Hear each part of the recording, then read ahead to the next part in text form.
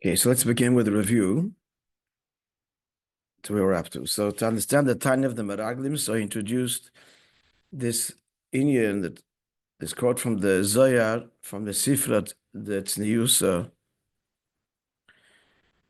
at the very beginning of it, that talks about the matzav of Toiho. And there it says the matzav was such that Ara is bateles. The earth was void, is battle. And that reflects the time of the Meraglim, who said that Eretz, that's what we're talking about, Eicheles Ishva, devours her inhabitants. So the two Pirushim.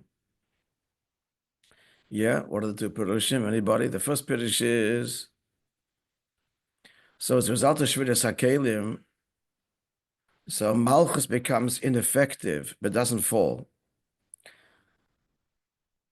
And we explained, because the reason of the Shvira is, in the Midas, there was the shattering because of Yeshus, as we explained, and that was only, therefore, happened at the level of the Midas, but not in Malchus, because Malchus by nature, its whole identity is bittul. So Yeshus is not felt that much. Murgish kol kach. It's still Yeshus, but we explained all of this previously. Nonetheless, it's primarily bittul, or yesh bagam b'chinas bittul.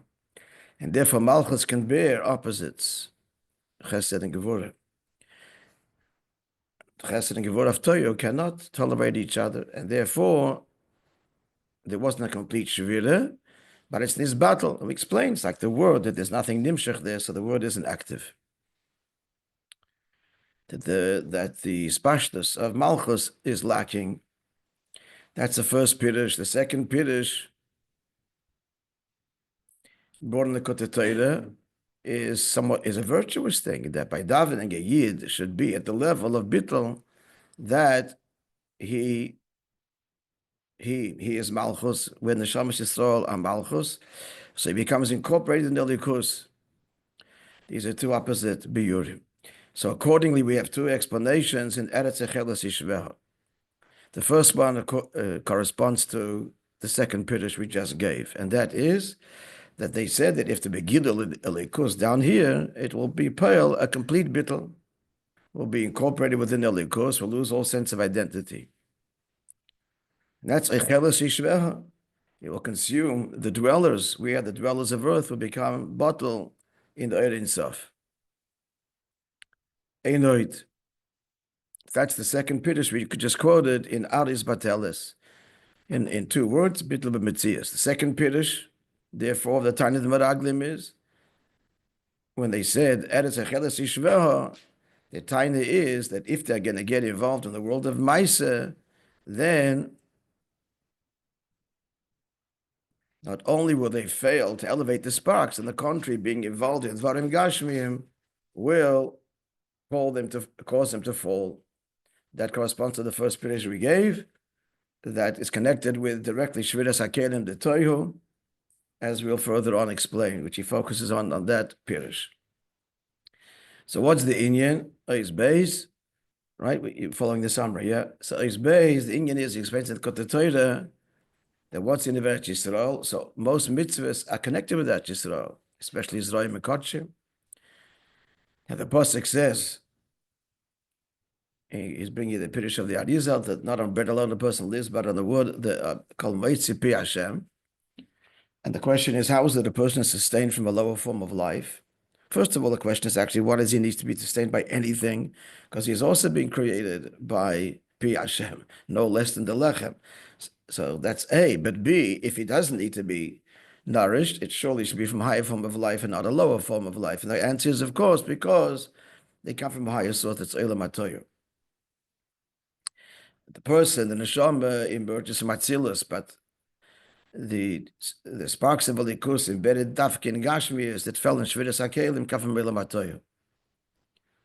And that's the detail of the Reish Peiches, 288 Nitzutzim that fell in Shviras HaKelim, and the person is from Tikkun, and therefore has to get his chayis, has to be revealed, the Oides, the Toihu, because they're much loftier, and that's the whole point is, I mean, so they're lofty, so what? But the point is that Ibishter wants Gilali Kus here in this world. And therefore, that's his job.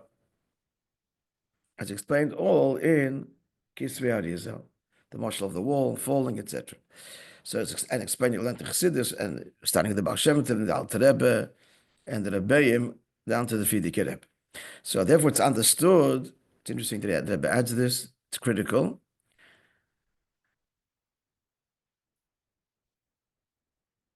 Yep, to be noted. I'm not explaining it. We don't know why, but it's critical to have said all of that.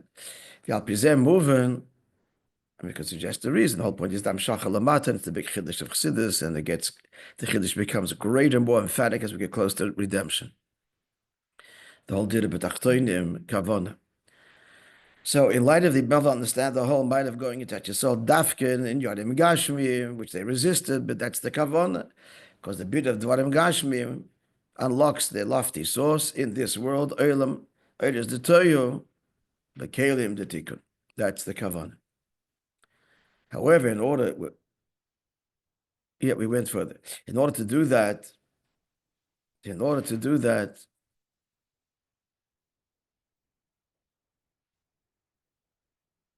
so you've got to engage the world. Didn't he just say that? Just 1 second. Yeah.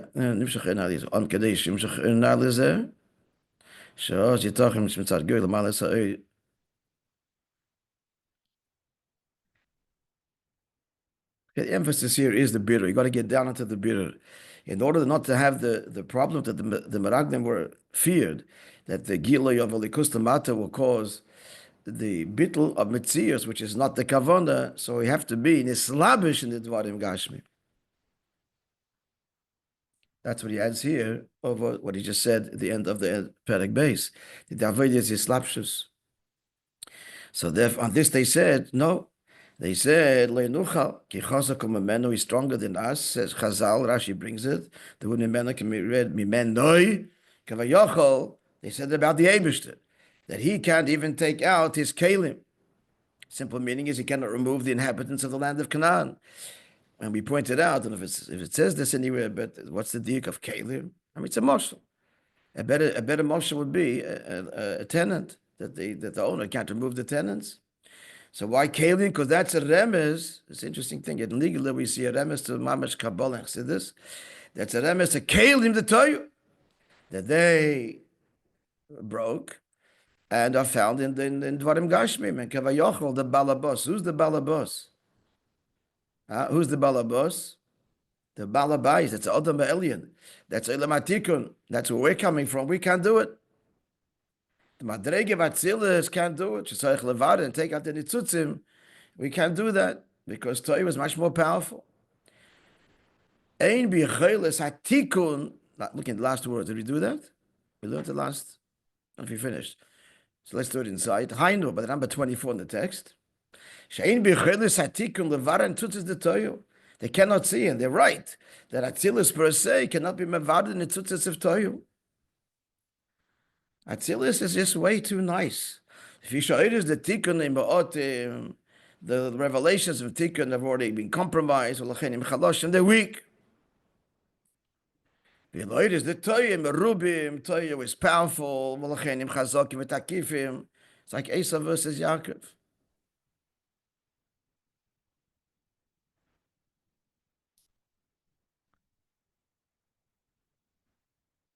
These days, I'm reminded of a satirical book. And what they used to, you wouldn't remember this. Ephraim Kishon, remember him? Ephraim Kishon was a satirist, a humorist in Israel. I mean, I'm sure he's not alive anymore.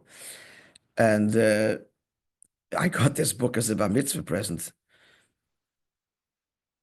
One of the many, thank God, I got a lot of books, a lot of good stuff. It's called Unfair to Goliath. It was written after the 67 war. Unfair to Goliath, little David, Israel defeated, all of its enemies. And it's a satirical book about life in Israel. But one of the essays is, of course, the title of the book conveys the sentiment. Little Yaakov, the yeshiva bacher, who spent all his life catching a bank, defeats Goliath. That's not right. So the Meraglim, that's what they were saying. This can't work. Very little yeshiva bacher. We're going to defeat Esav, to conquer the world. It is the Torah. So it's a tiny tzedekah, and obviously many people still have the same time, which is why they insulate and isolate. And the way to survive is to remove ourselves. Let's create our own midbar. He took us out of the midbar, we'll make another midbar. But that's not the kavanah. Achazeh nema is gimel now. Yeah, you with me, folks? Yeah, phones and everything else is good. Everything's telling the time and clicking and humming. Good. Achazeh nema. So what's the eitzah? So look what happens after. Vayas kolev isaom el Moishe. And Kolev silenced the people, interestingly, to Moishe. I think he's going to make a diak what that means. He will. To Moishe. He quieted the people. And he said, we will surely go up and ascend and inherit it. We are able to overcome her, Israel, land. We can elevate the nitzutzitz of Toyo that fell on Dvarim Gashmim in Yisrael, which is the fulcrum, the center of the world. So all is answered in this pasuk. We'll understand it by first pointing out some shaylas, the yukim. What does he mean? Vayas Kolev esam el Moishe. And Kolev silenced the people to Moishe.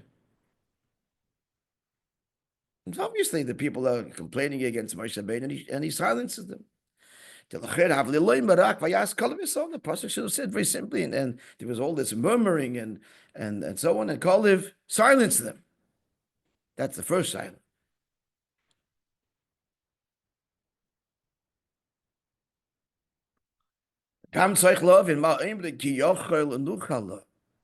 What is he adding? We can't do it. We're able to. He already said.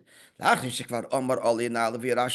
will surely go up and we'll inherit it. So he said, made his point. What's he adding by? We are able. We are capable. But the Inyan is as follows. The matter is as follows.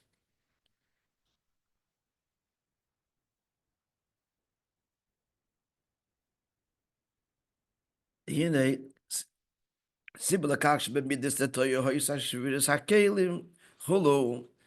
the reason, as we said before, the why was the shvira, the shattering in Olam HaToyo was dafka the midas, not so much malchus, because malchus is bittul, it's a receptacle. And so much so. In the Taanas Hameraglim, there is validity to the time of the Hameraglim. Shalachar is Shuv ein balabay. The shattering is such that it's irreparable, and the balabos, this elamatikun, is unable lehoitzias kelev to bring out his kelim. So why was there a shvira there? And it seems like a permanent one. That's what the Hameraglim was saying. Harizel shamid the toyu. Midas the Toyo were Yeshus. Now he gives us a little explanation here. We did explain a little bit. Beginning of the Maimer. Let's see what it says here. So Inyan is Pilos Hamidas. In Toyo, there's the excitement of the Midas. Veifen shall Yisrakshus with great emotion. Vislahavos and inflamed, Varash and a tumult.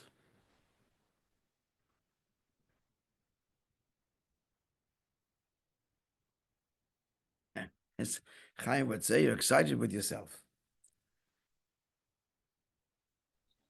Busy with yourself. The same thing. It's excited, it's rakshas. Each one was saying, again, we gave the parallel l'chayr of Tamid Rabbi Akiva, who were in a tremendous state of rakshas, which led to Kleis HaNefesh. Each one was taining that this is the derech, that this is the beauty of Elikus. No room for the other. V'zeh shomar Hameraglim, and this is what the Hameraglim said.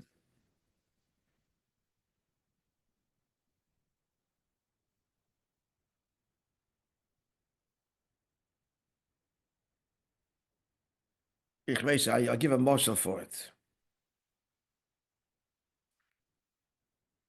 It's a dogma. I'm just thinking, how the excitement it was Yimei Ha'or, Beis Hashem, with Days of Light, with the Rebbe's Tishrei v'chulu, and which we'll have back taken from Miyad. So tremendous excitement and energy with Simchas Torah, special times, Hakofis. But here's the most, what it's like. The structures of the spirals of the Midas Torah would be the Chassid, he's inflamed, his eyes are closed. His eyes are closed, he's not looking anyway. He's completely, it's exciting. And it is. This Midah is there. We're not, the Chassidim were not robots there back office, let me tell you. Not at all. And there's big excitement. So this he's excited, his eyes are closed. And the Rebbe could be over. He doesn't even know. His eyes are closed. He's still going. He's missing he got caught up in his own excitement and he got disconnected from, excited for what? Was this Gila Yechida, this is Simchas Torah, the Yom Tov. Without elaborating, you'll get the point. Started there, but didn't get, as the expression goes, carried away. Or to use a more grubber marshal. It's his birthday, and he comes home from work, and his wife makes him his favorite supper. And he thanks her. There's no question. He's a very embracing thank you. And she's down to the supper, and they get so excited in the supper, and he's enjoying it. And Taka, she could leave the room. He wouldn't even know. He took a piece of his plate that she's gone. She went shopping for groceries for the kids. Didn't even notice. Because he got excited with what she gave him. And forgot that it's she that gave it. You follow? What's the matter? But maybe more applicable most. That's Toyu.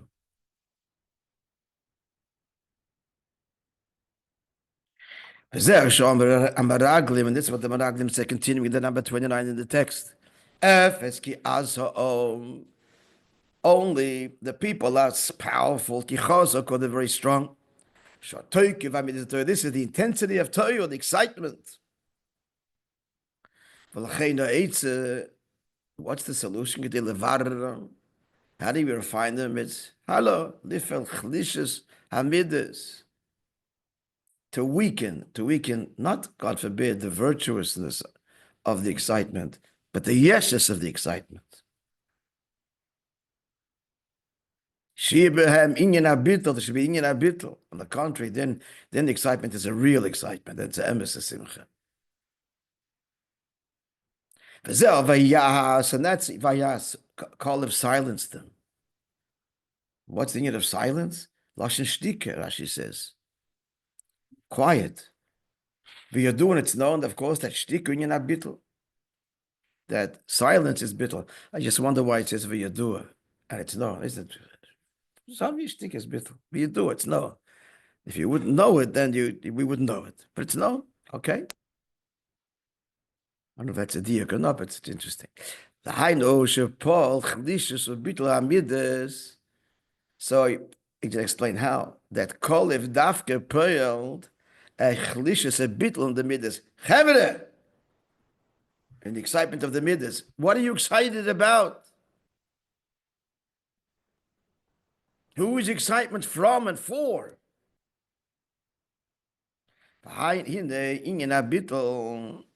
So how does bittul come? Nasa dem shochas hameichin.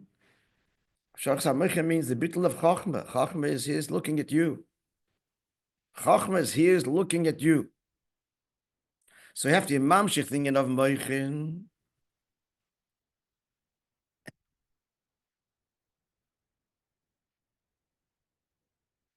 This is a bittul for me. Okay, it's another thing you chalk up for the Fabreg and not for the other people. I'd love to hear this. Okay, second thing, remind me. The rabbi's response in the middle of the shir to coming to a climactic point and someone walks out. How do I have to react to that? Remind me, share it. Moment of vulnerability. Mike son, no question about it. Like we see, Shemishu Bal Meichin Yoiser. So it's through Amshachas. It's like we're talking about. Huh? Amshachas HaMeichin. That you have to have the control of Moishe, which means the objectiveness, objectivity. Like we see by persons about Moishe, he's an intellectual, and it can be arrogant intellectuals. It means emes about Moishe. So as I spileless, if this is even true of him on some level, that emotionally his midas, he's spileless midas b'chalishus yoyse. He has emotions as everybody else, but it's weaker because he's dominated by the idea, the objective idea, not the self in it. Because the nature of intellect is rationality, intellect is objectivity. Being calm. Why? Because you're considering the truth. It isn't about your reaction to it. So by nature, it's menucha v'yashvus. It's menucha, it's at rest and settled. Or kamay, like it says in Zohar, Lashon in Zohar says quotes all the time. Sova, the elder, that toyo sosim, his mind is closed. It means it's strong. It's not closed. It means he has control. Kachamar tov, like a good wine. The shakit v'shachich, that is quiet and settled. And it means to say that the dregs have settled to the bottom. It's a good wine, filtered wine. So this all explains it. The shvir is only in midas, and not in the emotions, not in the world of intellect. Now Moishe Rabbeinu, what's he? He's tachlis hameichin.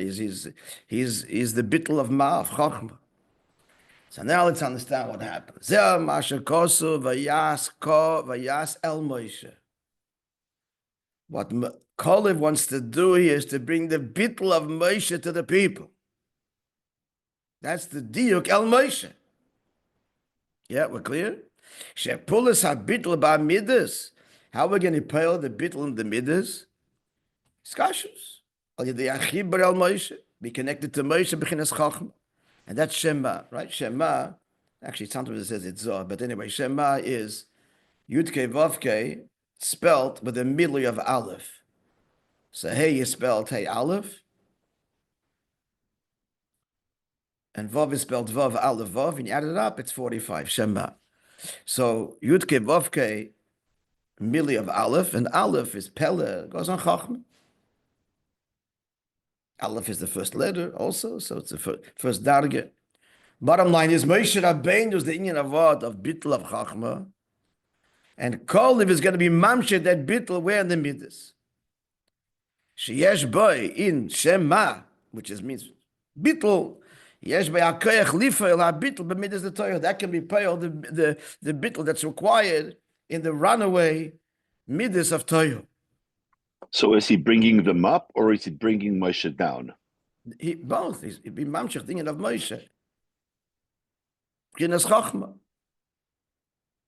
So further detail that it's Hainohach.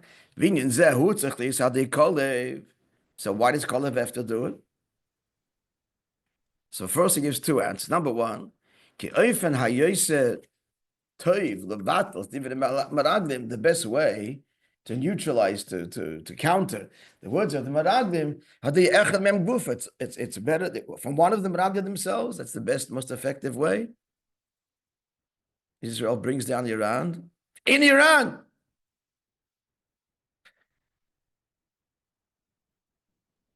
Pele.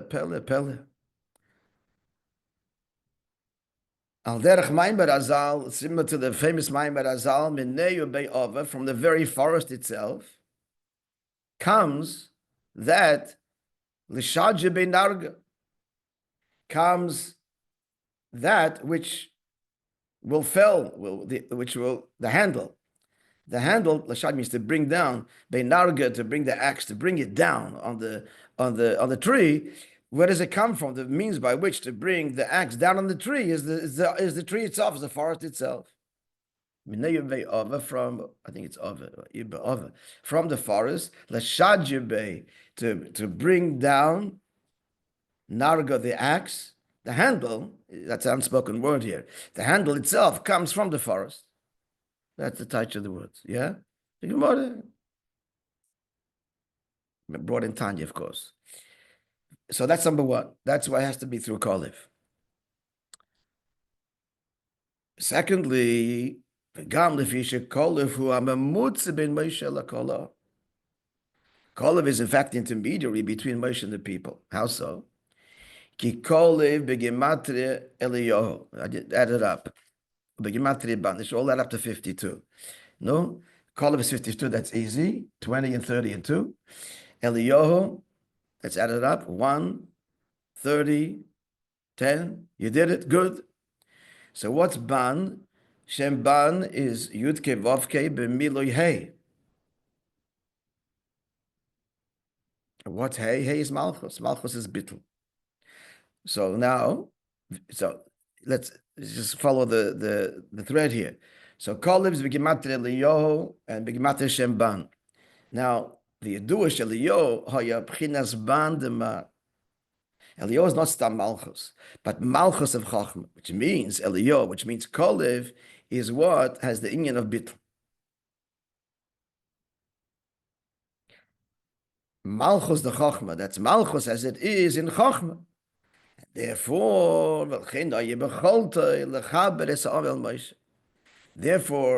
because he's the Inyan of what of Malchus, but Malchus as it's connected to Chachma, he has the Inyan of Bittul, that's Malchus, and he's also connected to Chachma, Malchus to Chachma, therefore he's the Mamutz, to be Mamshech Chachma Moishe to the people. That's the technical. Why?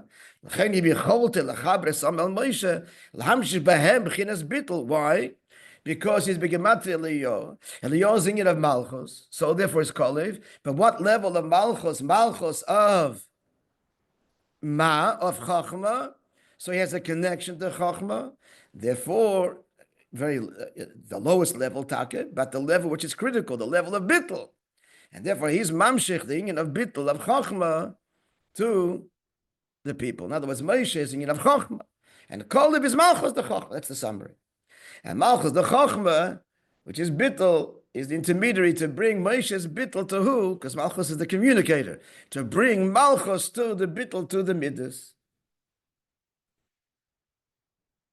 That's what Vayas Kolev El Moshe. Clear? Yeah, we go further.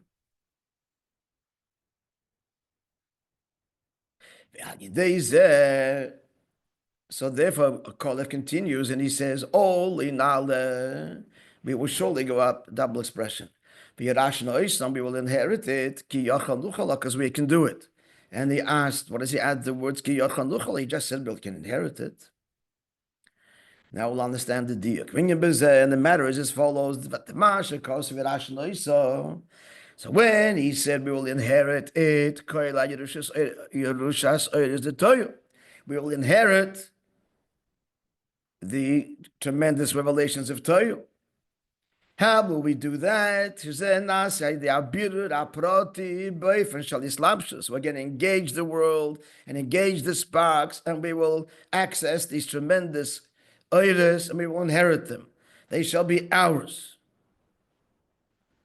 However, it's kind of going backwards. How are we going to do that? Because prior to that, yochel nuchala, we can do it. Sorry? I skipped a line. Yeah, Obir Prat is there. That's what I'm up to, yeah? I didn't say it yet. I just gave introduction. Huh? The next line. I thought you skipped. Yeah, right. Obir Prat is there. So I'm saying that the words ki yochanuchala are introduction. You're saying, how will we be able to do it? Because it comes after the akdama of Pu'ulas chlishus klolis. First has to be a general weakening, and then we can get down to the nitty-gritty. First Israel has to say, first you've got to, the enemy first has to see that you mean business in general. And then you get down to firing the missiles if you have to. But that's not going to work unless it's made a good thing. It doesn't work. You can have the biggest tactics in the world if it isn't preceded by a shvira klalis. Listen up, fellas. This is what's coming, and every word we say, we're going to do. And there's never going to be negotiation. It's all words. It's a shvira klalis. You haven't done any. You're not engaged. But it's you look him in the eye. I'm not this spoiler from you, and this is what's coming. And it's up to you whether it comes or not. That is critical to the slapshus, to the tactics, to the war, all that follows.